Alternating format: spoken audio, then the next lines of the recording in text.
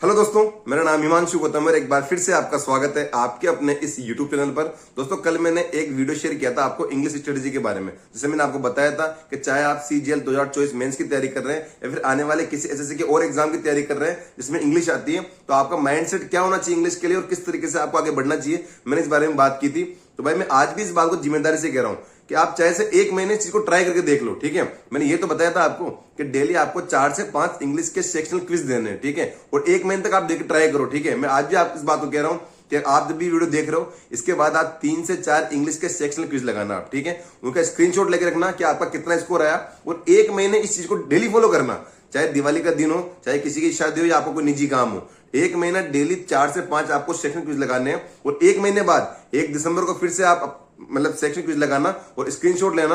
आपको डेफिनेटली एक इंक्रीमेंट देखने को मिलेगा कि यार मेरा इंग्लिश में स्कोर बूस्ट हुआ है। ठीक है, मैंने खुद ने ट्राई की हुई चीज है, इसलिए पूरे कॉन्फिडेंस और जिम्मेदारी से आपसे कह रहा हूं। ठीक है, एक महीने आप ट्राई करो इस चीज को, उसके बाद आपको विश्वास हो जाएगा कि यार ये सेक्शनल क्विज वाली जो स्ट्रेटेजी है पक्की बातें काम करती है। और उसी के वीडियो के आपने कमेंट में लिखा हुआ था कि यार एक बार भैया मैथ्स का भी एडर दे दो कि हम आने वाले जो CGL है या फिर CHSL CPO है, हम आने वाले जो SSC के एग्जाम है उनको टारगेट कर रहे हैं, तो यार मैथ्स को लेकर क्या हमारी स्ट्रेटेजी आप माइंडसेट क्या होना चाहिए। ठीक है, तो पहली बात तो मैथ्स के लिए इतनी सी है कि सबसे पहला तो कि सिलेबस आपका कंप्लीट होना चाहिए। ठीक है, इसका माइंडसेट कुछ इस तरीके का चल रहा हो ना कि नहीं यार मैथ्स हमने पहले पढ़ी हुई है, बेसिक बेसिक हमको आता है और कर लेंगे बिना किसी सिलेबस के। नहीं, गलत बात है। ठीक है, आपको देखो यूट्यूब पे बहुत सारे टीचर है, Gagan sir, Abhinay sir, Abad sir, Shubham sir, Bhutesh sir, Remo sir, ठीक है, पवन राव सर, बहुत सारे टीचर है। ठीक है, सबने यूट्यूब पे एक एक दो मतलब बहुत सारे वीडियोस डाल रखे हैं। सबको आपको आइडिया है कि कौन सा टीचर कैसे पढ़ाता है, जिससे आपकी वाइब मैच हो रही है, जिससे आपको अच्छा समझ में आ रहा है, उनका आप कोर्स परचेज कर लो। ठीक है,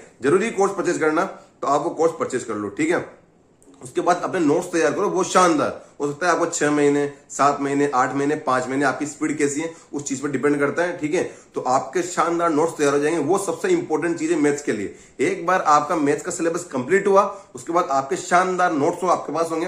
हो सकता है कि जैसे मान लो ज्योमेट्री पढ़ी आपने किसी भी टीचर से, ऑनलाइन ऑफलाइन कहीं से भी आप पढ़ रहे हो। ठीक है, आपने ज्योमेट्री पढ़ी, 1 महीना 1.5 महीने लग गया आपको पढ़ने में। ठीक है, पर आपको जो नोट्स तैयार होंगे ना भाई साहब, उन नोट्स की मदद से आप 1 दिन में 2 दिन में पूरी ज्योमेट्री रिवाइज कर सकते हो। ठीक है, नोट्स का फायदा ये होता है। और होता क्या है ना कि एक बार आपने ज्योमेट्री कहीं से पढ़ ली, पूरे आपके नोट्स तैयार कर लिए, अब आपसे 1 साल तैयारी करो, 2 या 3 साल आपको लग जाए मान लो। ठीक है, पर नोट्स आपके पास है तो आपको दोबारा से ज्यादा परेशान होने की नीड नहीं होगी। ठीक है, पहली चीज सिलेबस कंप्लीट करो।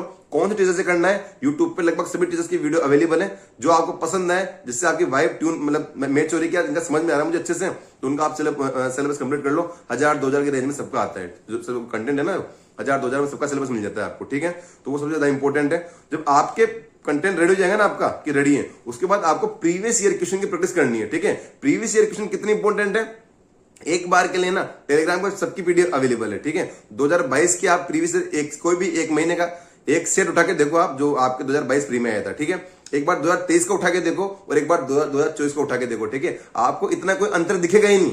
क्या खतरनाक कोई अंतर आया है क्या?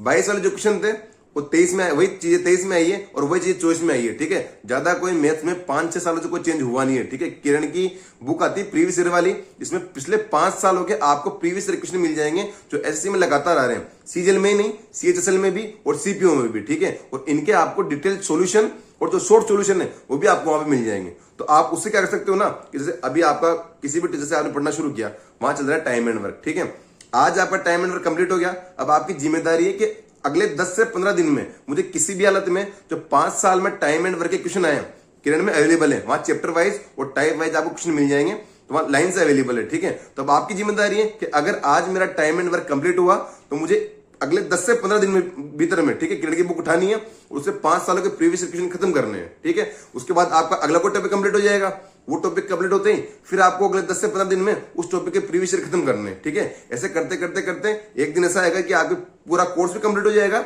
उसके साथ साथ आपके सारे प्रीवियस ईयर क्वेश्चन भी खत्म हो जाएंगे। ठीक है ना, वो सबसे ज्यादा इंपॉर्टेंट है। उसके बाद आपका ऑटोमेटिक स्कोर आप 35+, 40+ तो आप ऐसे पहुंच जाओगे अगर एक बार के लिए आपने पिछले 5 साल हो गए। और कितने क्वेश्चन है भाई साहब, CGL आप 19-20 से देखो आप। ठीक है, एक शिफ्ट में 25 क्वेश्चन आते हैं और लगभग आपका 30-40 शिफ्ट में एग्जाम होता है, तो हर साल के लगभग 1000 क्वेश्चन होते हैं। 5 सालों के 5000 क्वेश्चन हो गए प्रीवियस ईयर, उनको आप कर लोगे तो डेफिनेटली बुक टाइप चेंज नहीं होते। पता है, आप किरण की बुक उठा के देखेंगे तो आपको समझ में आएगी कि यार CGL 2022 में सेम टाइप के क्वेश्चन आ रहे थे, 23 में भी सेम टाइप के क्वेश्चन आ रहे हैं और 24 में भी सेम टाइप के क्वेश्चन आ रहे हैं। तो मेरी सबसे पहली सलाह है आपको कि एक तो आपको सिलेबस कंप्लीट करना है आपका, ठीक है, वो बहुत इंपॉर्टेंट है। आधे अधूरे सिलेबस के साथ बहुत सारी चीजें होती हैं जो छूट जाती हैं, बहुत सारी चीजें ऐसी होती हैं जो छूट जाती हैं, फिर आप एग्जाम में क्वेश्चन देखते हो कि ये वाली चीज तो मैंने पढ़ी नहीं, ठीक है। नुकसान इस वजह से कि आपने सिलेबस कंप्लीट नहीं किया। तो जो भी टीचर आपको पसंद आ रहा है उसका आप सिलेबस उठाओ और उसको पूरा कंप्लीट करो, ठीक है। अपने नोट्स तैयार करो, नोट्स बहुत ज्यादा इंपॉर्टेंट है। उसके बाद किरण की प्रीवियस वाली बुक आती है, पिछले 5 साल के बहुत शानदार, उसमें आपको क्वेश्चन मिल जाएंगे, अलग अलग चैप्टर वाइज टाइप वाइज मिल जाएंगे, उनको शॉर्ट सॉल्यूशन और डिटेल सॉल्यूशन आपको वहां मिल जाएंगे। तो उसको आप सोल्व करते रहो। ऐसे नहीं कि आप एक बार पूरा सिलेबस कंप्लीट हो जाए 6 महीने का, उसके बाद शुरू करेंगे, बहुत सबसे गलत बात हो जाएगी, ठीक है।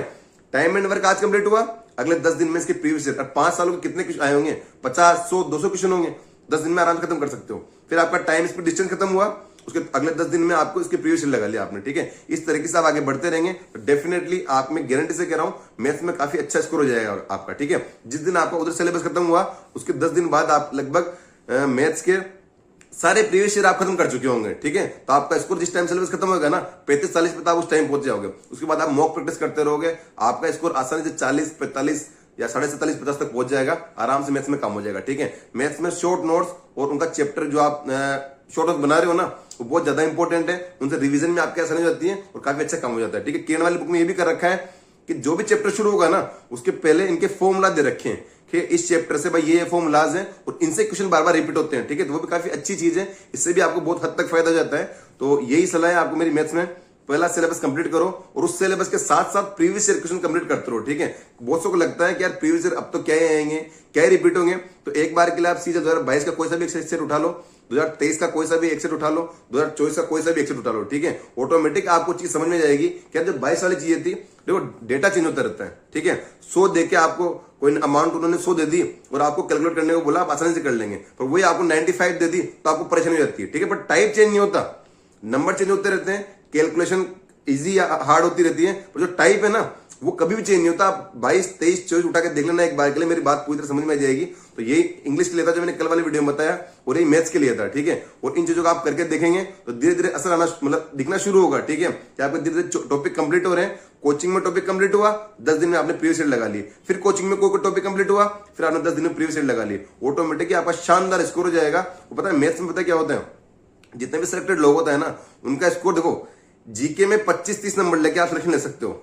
अगर प्री में आपके जीके में 25 या 30 आ रहे हैं ना तो भी आपका प्री निकल जाएगा, ठीक है। पर मैथ्स में 25-30 ला के प्री निकालना मुश्किल हो जाएगा, ठीक है। और आते हैं, ठीक है। मैथ्स में यही है कि एक बार के लिए आपका सिलेबस कंप्लीट है, आपके नोट शानदार है, आपने प्रीवियस ईयर सारे लगा लिए, लगभग सारे टाइप आपने कवर कर लिए, तो डेफिनेटली आपका स्कोर अच्छा ही आएगा, ठीक है। तो ट्राई करो इस चीज को, बस कंटिन्यूटी इंपॉर्टेंट है।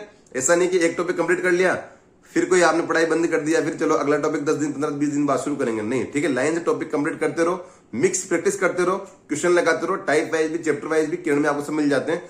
और यही मैथ्स के बारे में था। Thank you so much.